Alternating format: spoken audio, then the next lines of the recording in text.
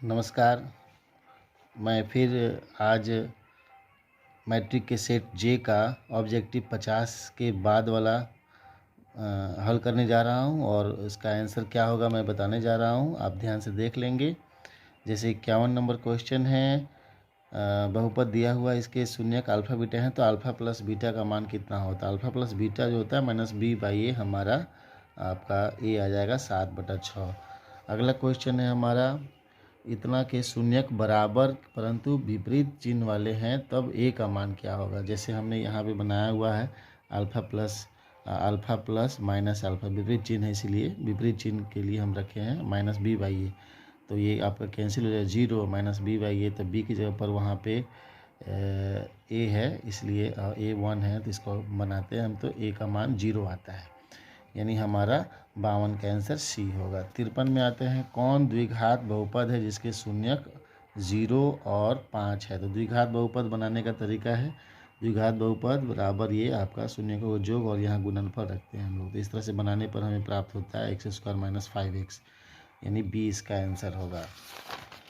54 number question हमारा है, ए का मान ज्ञात कीजिए ताकि इसका कोई हल नहीं हो। तो कोई हल नहीं के लिए हमें सूत्र होता है a1/a2 बराबर b1/b2 not equal to c1/c2। तो इस तरह से हम हल कर रहे हैं, तो हमें प्राप्त होता है ये आपका a का मान 4, a का मान हमें 4 प्राप्त हो जाता है। ऑप्शन नंबर डी होगा। अब ये 56 नंबर प्रश्न है, इसका विवेचक ज्ञात करें। विवेचक का फॉर्मूला होता है b² - 4ac। इस तरह से हम हल करते हैं, तो हमें प्राप्त होता है b² - 4ac से हमें प्राप्त हो जाएगा 100, 4 3 12, 12 3 36, 100 में से 36 गया हमारा 64 हो जाएगा। Option number C. 234 के गुणनखंड में 3 का घात, तो 3 का घात जब हम 234 का यहाँ पे देखिए गुणनखंड कर रहे हैं, तो 3 हमें 2 बार प्राप्त हो रहा है, तो 3 का घात यहाँ पे 2 प्राप्त हो जाता है। उसके बाद है हमें सवाल नंबर 58 में, बहुपद के शून्यकों का योग और गुणनफल इतना है, तो द्विघात बहुपद। तो द्विघात बहुपद का सूत्र होता है x² minus alpha plus beta. तो अल्फ़ा प्लस बीटा ये है, तो माइनस और सूत्र का माइनस प्लस हो जाता है, x² + 3x + 2 ये होगा हमारा। एक घात वाला बहुपद क्या कहलाता है। रैखिक बहुपद कहलाता है।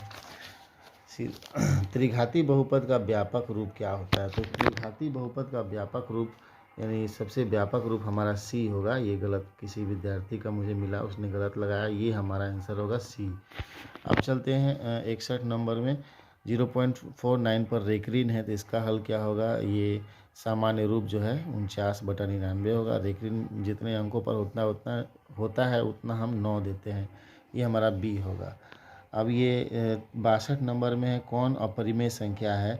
अपरिमेय संख्या जिसका वर्गमूल नहीं निकलता है, रूट में रह जाएगा, ये 3√3 इसका आएगा, तो ये हो जाएगा, बाकी सबका वर्गमूल निकल जाएगा, तो सी आएगा हमारा आंसर अपरिमेय संख्या। बहुपद इतना के शून्य, तो 25/10 यानी 5/2 आ जाएगा। ठीक है, ये इसका घात पूछा है, तो घात इसका अधिकतम घात 2 है, इसीलिए घात इसका हम 2 लेंगे 64 नंबर में। 65 नंबर प्रश्न चलते हैं, कौन द्विघात बहुपद है। तो जब हम सी को हल करेंगे, तो ये हमें द्विघात बहुपद प्राप्त होगा, क्योंकि ये √x है, x का वैल्यू जो x का जो पावर होगा 1/2 होगा, ये हमारा द्विघात बहुपद नहीं है।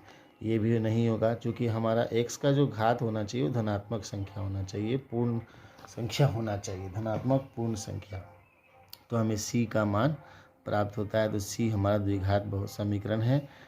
अब आइए यहाँ पे P और Q के अभाज्य गुणनखंड है, इसका महत्तम देखिए, दोनों इसमें P 3 है, इसमें 2 है, तो हमारा 2 आ जाता है, 2, और दोनों में Q है, तो महत्तम हमारा B होगा, P² Q होगा, यानी इसका आंसर हो गया हमारा B P² Q।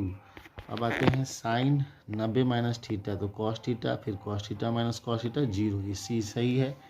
अब हम 68 नंबर सवाल में आते हैं, ये आपका ए है, बी है, सी है, इसका लघुत्तम इतना दिया हुआ है, तो एन कितना होगा। तो लघुत्तम आप देखिएगा, तो 3 हमें इसमें एन है, यहाँ पे 1 है, लेकिन लघुत्तम यहाँ पे 3 के पावर 2 दे रहा है, तो ज़रूर ये 3 के पावर 2 होगा, तो एन का मान हम 2 रखते हैं इसमें। एन का मान कितना आएगा 2, ये गलत लगाया हुआ है, यहाँ सी होगा। अब यहाँ आते हैं 59 नंबर में अपरिमेय संख्या इतना गुणनफल, तो ए plus B A minus B A square minus B square होता है। तो 3 3 9, अब 9 में से 5 घटेगा 4, तो 4 हमारा जो है वो परिमेय संख्या होता है, यानी कि इसका ऑप्शन होगा हमारा ए। अब आते हैं बहुपद इतना के शून्य, तो 6 दूनी 12, 6 दूनी 12, तो यानी आपका 6 में से 2 घटेगा तो 6 उधर जाएगा तो माइनस में हो जाएगा -6, और 2 आपका प्लस में आंसर आएगा। -6 प्लस 2 हमारा आंसर, इसका ऑप्शन सी सही होगा। ठीक है, अब हम आगे बढ़ते हैं 70 के बाद 71 नंबर सवाल में। 71 नंबर में बोला गया है कि 7 लाल और 8 हरे 5 सफ़ेद गेंद हैं, एक गेंद निकाला जाता है, 9 लाल 9 सफ़ेद, यानी कि 9 लाल और 9 सफ़ेद का है, तो हरा होने की प्रायिकता 8 8 और बटे में आपका 20, 8 बटे 20 आप कर सकते हैं। तो 8 बटे 20 को आप कैंसिल कीजिएगा, 8 बटे 20 को कैंसिल, 4 दूनी 8, 4 पचे 20, तो 2/5 आता है। ना लाल ना सफ़ेद, तो हम हरे का ही निकाल देते हैं, हरे का यानी 8 बटा टोटल हमारा आपका 20 हो रहा है, तो 8 बटे 20 तक कट के 2/5 आता है। 72 नंबर सवाल में कॉस का मान दिया हुआ है साइन, तो आपको मालूम है साइन बराबर root under 1 minus cos square, तो 1 माइनस इसको कीजिएगा तो बी स्क्वायर माइनस, यानी हमारा बी ऑप्शन सही है। अब हम चलते हैं 73 नंबर सवाल में। 73 नंबर सवाल का हम परिमेयकरण कर देते हैं, तो 73 नंबर सवाल का यहाँ परिमेयकरण दिखाया गया है। तो 1 माइनस साइन 2 हो जाएगा, तो रूट से कैंसिल हो जाएगा, A plus B A minus B A square minus B square. अब यहाँ से 1 minus sine square cos square, उसका रूट हट जाएगा, तो 1 by cos, sine by cos अलग अलग कर देते हैं, तो 1 बाई कॉस सेक होता है, साइन बाई कॉस टेन होता है, सेक माइनस टेन होगा, इसका आंसर हमारा सेक माइनस टेन जो कि बी में है। अब 74 में टेन का मान आप जानते ही हैं 1/√3 होता है, इसका 1/2 होता है, इसका रूट 1/√3 होता है, इसका हो जाएगा आपका 2। तो इसको जब हम बनाते हैं तो हमें प्राप्त होता है 1/√3। ठीक है, 75 नंबर सवाल हमारा ए का मान इन दोनों में रख देते हैं, तो ये आपका √2 और इसका भी √2, तो 2√2 सही है इसका 75 नंबर में। 76 नंबर सवाल में आप देखते हैं 76 नंबर सवाल कौन दिया हुआ है, छाया की लंबाई दी गई है तो मीनार की ऊंचाई। तो 76 नंबर सवाल हमने यहाँ पहले ही से हल करके रखा हुआ है ताकि बताने में दिक्कत नहीं हो। ये रहा आपका 76 नंबर सवाल, tan 60 डिग्री लंब ए बी बटा आधार बी सी, ए बी बटा बी सी 60 का मान रख दिया गया, ए बी नहीं मालूम है, बी सी 30 है, तो A B Ekam A B है, तो क्रॉस गुना होकर 30√3, यानी 76 का आंसर हमारा आता है ए बी √3, 30√3 आता है, 30√3 आ रहा है हमारा आंसर। अब यहाँ अल्फ़ा भी 30 है, बीटा भी 30 है, तो 30 + 30 60 होता है, तो cos 60 का मान 1/2 होता है। अब हम बढ़ते हैं यहाँ पे, यहाँ 78 नंबर 2 tan 30 का 1/√3, 1 माइनस 1/√3 का स्क्वायर, तो इसको जब हम हल करेंगे तो हमें प्राप्त होगा 3। कितना प्राप्त होगा देखिए, यहाँ पे हल है एक 2 1/√3, यहाँ पे बटा घटाव हो जाएगा 2/√3, और ये आपका 3 ऊपर चला जाएगा, इसका घटाव होकर 2 हो गया, 2 से 2 कट जाता है, तो 3/√3 है, 3/√3 का हम परिमेयकरण करते हैं तो हमें √3 प्राप्त हो जाता है। इस तरह से इसका आंसर होगा हमारा √3। tan 65 cot 25 का मान, तो ये एक को बदल दीजिएगा पूरा कोण में, तो ऊपर अगर बदलते हैं तो cot 25 आ जाएगा, कैंसिल हो जाएगा, हमारा 1 आ जाएगा। यहाँ पे आते हैं tan 5 और ये tan 85, इसको बदलते हैं तो cot 5 आ जाएगा, cot 5 और tan 5 मिला के 1 हो जाता है। tan 30 का मान 1/√3, तो 4 एकम 4 हो जाएगा, बटा में √3, ये हमारा ए ऑप्शन सही है। दो शंकुओं के आयतनों का अनुपात इतना दिया हुआ है, त्रिज्याओं का अनुपात इतना है, तो उधर ऊंचाई का अनुपात ज्ञात करें। तो देखिए यहाँ पे आपको हम बता रहे हैं 81 नंबर सवाल। 81 नंबर सवाल यहाँ पे आयतनों का अनुपात हमने लेकर के बनाया है, त्रिज्याओं का अनुपात यहाँ पे वर्ग हो गया, स्क्वायर दोनों में है, इसीलिए h1/h2 4/5, ये 2/3 दिया हुआ है, तो 4/9 करके H1/H2 हो गया, 4 4 कैंसिल करते हैं, H1/H2 में 9/5 प्राप्त हो जाता है। अब H1/H2 का मान हम इसमें रख देते हैं फिर से यहाँ पे ऊंचाइयों का अनुपात शायद पूछा हुआ है, हाँ ऊंचाइयों का अनुपात ही पूछा गया है, जो हमें प्राप्त हुआ है 9:5, 9:5 आपका सी ऑप्शन में है। अब चलते हैं हम 82 नंबर सवाल में। एनवा पद दिया हुआ है तो इसका सार मंतर क्या होगा, तो AP हम देख रहे हैं 5 में से 3 गया 2 हो जाएगा, फिर अगर हम 1 रखेंगे तो n का मान तो 2 आ रहा है, 2 रखेंगे तो -1 आ रहा है, तो -1 में से 2 घटाएंगे तो -3 आपका आता है, यानी ऑप्शन नंबर इसका B सही होगा। त्रिभुज के केंद्रक इतने दिए गए हैं, त्रिभुज के शीर्षों के निर्देशांक दिए गए हैं, तो केंद्रक x1 + x2 + x3 यानी 4 + 5 9, 9/3 3 हो जाता है, और 6 + 4 10 5 15, 15 में 3 से भाग होता है तो हमें प्राप्त होता है 5, यानी ये रहा केंद्रक का फॉर्मूला। आपको मालूम होना चाहिए x1 + x2 + x3/3 और y1 + y2 + y3 होता है। अब आते हैं बेलन का वक्र पृष्ठीय क्षेत्रफल और उसका आयतन दिया हुआ है, तो व्यास का अनुपात, व्यास और ऊंचाई का अनुपात। तो देखिए यहाँ हमने हल किया हुआ है, यहाँ पे देखिए बेलन का वक्र पृष्ठीय क्षेत्रफल और ये आपका आयतन है, दोनों को लेकर के बनाया गया है, तो हमें त्रिज्या प्राप्त होता है 7। अब इसको फिर से वक्र पृष्ठीय क्षेत्रफल में रख करके हम लोग त्रिज्या का मान रख दिए हैं 7, और ऊंचाई निकाल लिया हमने, ऊंचाई निकाल लिया। व्यास बटा ऊंचाई पूछा है, तो व्यास हो गया 2 × 7, चूँकि त्रिज्या ऊपर 7 आया था, तो 14, ये 6, फिर कट करके 3:7 हमें प्राप्त हो जाता है 7:3 7:3 प्राप्त हो जाता है, यानी हमें 84 का उत्तर डी प्राप्त होता है। 85 में आते हैं ABC और CA त्रिभुज के केंद्रक बने त्रिभुज का केंद्रक अगर मूल बिंदु है तो AQ + BQ + CQ, तो आपको मालूम है AQ + BQ + CQ जो फॉर्मूला होता है वो ये हुआ। इसमें अगर केंद्रक है तो केंद्रक तो 0 हो जाता है, तो A + B + C 0 हो जाएगा, यानी सब का मान 0 हो जाएगा, AQ + BQ + CQ = 0। अब आते हैं सवाल नंबर 86 में। त्रिभुज के शीर्षों के निर्देशांक इतने हैं, तो ये आपका 4 y अक्ष पे 4 जा रहा है, यहाँ पे x अक्ष पे 3 जा रहा है, तो 1/2 3 × 4, तो 2 दूनी 4 2 3 6, यानी इसका क्षेत्रफल कितना हो जाएगा 6 वर्ग इकाई। ठीक है।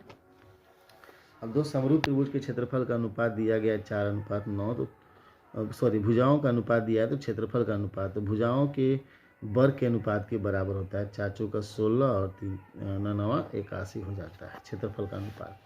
अभी 88 में है, दो समरूप त्रिभुज के क्षेत्रफल दिए गए हैं, का भुजा दिया हुआ है और उसके ABC का क्षेत्रफल दिया हुआ है, तो DEF का निकालना है। तो आपको मालूम है दो समरूप त्रिभुज के क्षेत्रफल का अनुपात संगत भुजाओं के वर्गों के अनुपात के बराबर होता है। ABC का क्षेत्रफल 80 दिया हुआ है, 80 रख दिया हमने, यहाँ DEF यहाँ पे है, और यहाँ पे 4 × 16/25, 16 25 80, 25 में 5 से गुना होगा तो 125 हो गया। DEF का क्षेत्रफल हमें 125 प्राप्त हो जाता है, यानी ऑप्शन नंबर हमारा B सही होगा।